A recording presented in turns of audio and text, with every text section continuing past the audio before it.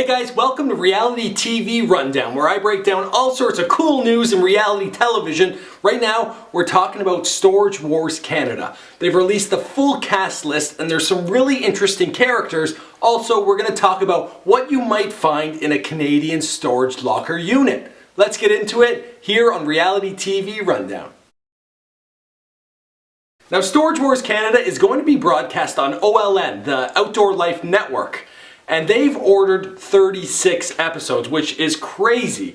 Typically it's 12 or 13, as of recent maybe 9 episodes if they're just trying it out, but 36 shows that they are really confident because people are dying to see what's inside these units, what trash can be turned into cash, and the whole industry's just been exploding. In every series in the Storage Wars franchise, there's always an auctioneer. I like to think they play like the Ryan Seacrest of the show. They're hosting it. They bring everyone together. They give you a bit of backstory on the characters and the location. And this season is no exception. Introducing Don Reinhardt from Caledon, Ontario. He has 40 years of experience and he's a second-generation auctioneer. That means he's got even some passed down knowledge from his daddy.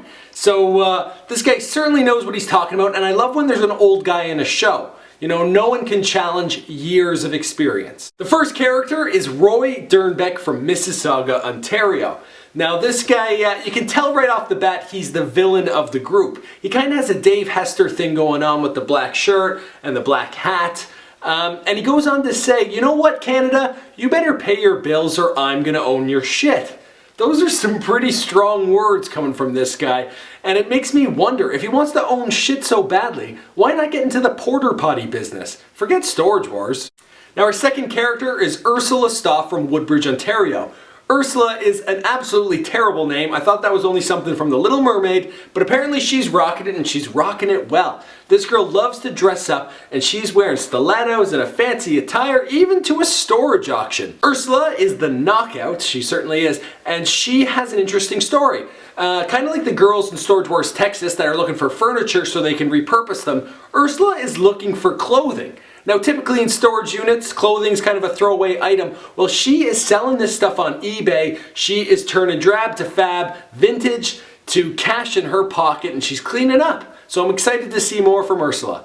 Next up, we have a dynamic duo, which is a male-female team, Cindy Hayden and Rick Koffel. Now these two, they own a shop out in Newmarket, where they're selling a lot of the items that they find in these storage units. So if you want a piece of memorabilia from Storage Wars Canada, be sure to visit them out in Newmarket. They're known as the veterans. They have been doing this for years, and they're tough and dirty, and they will fight tooth and nail to get a locker. Now they seem a little rough around the edges, but that's what's to expect with the Storage Wars franchise, and that's kind of makes for good TV, don't you think? Finally, rounding out the cast, we have a father and son duo with Paul and Bogart Kenny.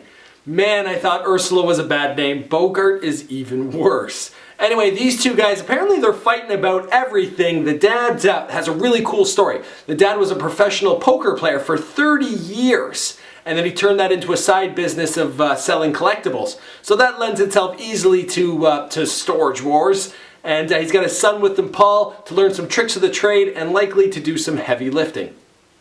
Now it's been said when the casting went out for this show, people came forward in the boatloads. There was a lot of people wanting to get on this show, but I'm happy with who they picked. They've got single players, they got duos, male, female, young and old. It's like they covered all the bases, and I'm excited to watch this show.